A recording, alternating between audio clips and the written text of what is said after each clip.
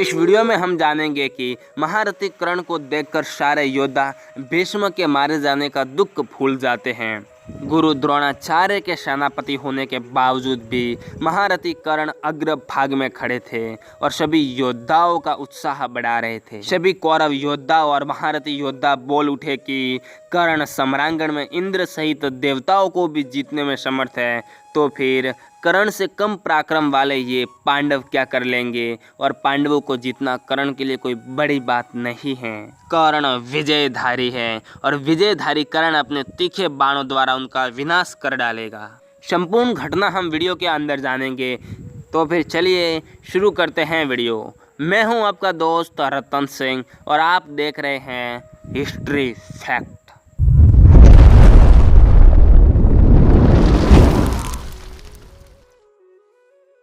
संजय कहते हैं, राजन, जब महारथी द्रोणाचार्य सेनापति का पद पाकर अपनी सेना की व्यूह रचना करके आपके पुत्रों को साथ ले युद्ध के लिए उत्सुक हो आगे बढ़े तथा सिंधुराज, जयद्रथ, कलिंग नरेश और आपके पुत्र विकर्ण ये तीनों उनके दक्षिण पार्श्व का आश्रय ले कवच बांधकर खड़े हुए, गांधार देश के प्रधान घुड़सवारों के साथ जो चमकीले प्राशों द्वारा युद्ध करने वाले थे, गांधार राज शकुनी उन दक्षिण पार्श्व के योद्धाओं का प्रपक्ष बनकर चला। कृपाचार्य, कृतवर्मा, चित्रसेन, विवेंसति और दुशासन आदि वीर योद्धा बड़ी सावधानी के साथ द्रोणाचार्य के वाम पार्श्व की रक्षा करने लगे और अन्य देशों से आए हुए राजा भी उनके साथ थे। समस्त योद्धाओं में श्रेष्ठ व्याकर्तन पुत्र कर्ण सारी सेनाओं में नूतन शक्ति और उत्साह का संचार करता हुआ संपूर्ण धनुर्धरों के आगे आगे चला। उसका अत्यंत कांतिमान विशाल ध्वज बहुत ऊंचा था। उसमें हाथी को बांधने वाली शाकल का चिन्ह सुशोभित था। वह ध्वज अपने सैनिकों का हर्ष बढ़ाता हुआ सूर्य के समान देदीप्यमान हो रहा था। महारथी कर्ण को देखकर किसी को भी भीष्म के मारे जाने का दुख नहीं रह गया। कौरवों सहित सब राजा शोक रहित हो गए। हर्ष में भरे हुए बहुत से योद्धा वहां वेगपूर्वक बोल उठे, इस रण क्षेत्र में कर्ण को उपस्थित देख पांडव लोग ठहर नहीं सकेंगे, क्योंकि कर्ण सम्रांगण में इंद्र के सहित देवताओं को भी जीतने में समर्थ हैं। फिर जो बल और पराक्रम में कर्ण की अपेक्षा निम्न श्रेणी के हैं, उन पांडवों को युद्ध में पराजित करना उसके लिए कौन बड़ी बात है। अपनी भुजाओं से सुशोभित होने वाले भीष्म ने तो युद्ध में कुंती कुमारों की रक्षा की है, परंतु कर्ण अपने तीखे बाणों द्वारा उनका विनाश कर डालेगा।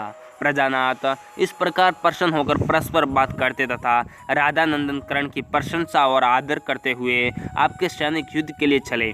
उस समय द्रोणाचार्य ने हमारी सेना के द्वारा शकट व्यूह का निर्माण किया था। राजन, हमारे महामनस्वी शत्रुओं की सेना का क्रौंच व्यू दिखाई देता था। भारत धर्मराज युधिष्ठिर ने स्वयं ही प्रसन्नतापूर्वक उस व्यू की रचना की थी। पांडवों के उस व्यू के अग्रभाग में अपनी वानर ध्वजा को बहुत ऊंचे तक फहराते हुए पुरुषोत्तम भगवान श्री कृष्ण और अर्जुन खड़े थे। अमित तेजस्वी अर्जुन का वह ध्वज सूर्य के मार्ग तक फैला हुआ था। वह संपूर्ण सेनाओं के लिए श्रेष्ठ आश्रय तथा समस्त धनुर्धरों के तेज का पुंज था। वह ध्वज पांडुनंदन महात्मा युधिष्ठिर की सेना को अपनी दिव्य प्रभा से उद्भासित कर रहा था। जैसे प्रलय काल में प्रज्वलित सूर्य सारी वसुधा को देदीप्यमान करते दिखाई देते हैं, उसी प्रकार बुद्धिमान अर्जुन का वह विशाल ध्वज सर्वत्र प्रकाशमान दिखाई देता था। समस्त योद्धाओं में अर्जुन श्रेष्ठ है, धनुषों में गांडीव श्रेष्ठ है, संपूर्ण चेतन सत्ताओं में सच्चिदानंदन वसुदेव नंदन भगवान श्री कृष्ण श्रेष्ठ हैं और चक्रों में सुदर्शन श्रेष्ठ हैं। श्वेत घोड़ों से सुशोभित वह रथ इन चार तेजों को धारण करता हुआ शत्रुओं के सामने उठे हुए काल चक्र के समान खड़ा हुआ। इस प्रकार वे दोनों महात्मा श्री कृष्ण और अर्जुन अपनी सेना के अग्रभाग में सुशोभित हो रहे थे। राजन, आपकी सेना के प्रमुख भाग में कर्ण और शत्रुओं की सेना के अग्रभाग में अर्जुन खड़े थे। वे दोनों उस समय विजय के लिए रोषावेश में भरकर एक दूसरे का वध करने की इच्छा से रण क्षेत्र में परस्पर दृष्टिपात करने लगे। तत्पश्चात सहसा महारथी द्रोणाचार्य आगे बढ़े। फिर तो भयंकर आर्तनाद के साथ सारी पृथ्वी कांप उठी। इसके बाद प्रचंड वायु के वेग से बड़े जोर की धूल उठी, जो रेशमी वस्त्रों के समुदाय से प्रतीत होती थी। उस तीव्र एवं भयंकर धूल ने सूर्य सहित समूचे आकाश को ढक लिया। आकाश में मेघों की घटा नहीं थी, तो भी वहां से मांस, रक्त तथा हड्डियों की वर्षा होने लगी। नरेश्वर, उस समय गिद्ध, बाज, बगले, कंक और हजारों कौवे आपकी सेना के ऊपर ऊपर उड़ने लगे। गिद्दड़ जोर जोर से दारुण एवं भयदायक बोली बोलने लगे और मांस खाने तथा रक्त पीने की इच्छा से बारंबार आपकी सेना को दाहिने करके घूमने लगे। उस समय एक प्रज्वलित एवं दीप्यमान उल्का युद्धस्थल में अपने पुच्छ फाग द्वारा सबको घेरकर भारी गर्जना और कंपन के साथ पृथ्वी पर गिरी।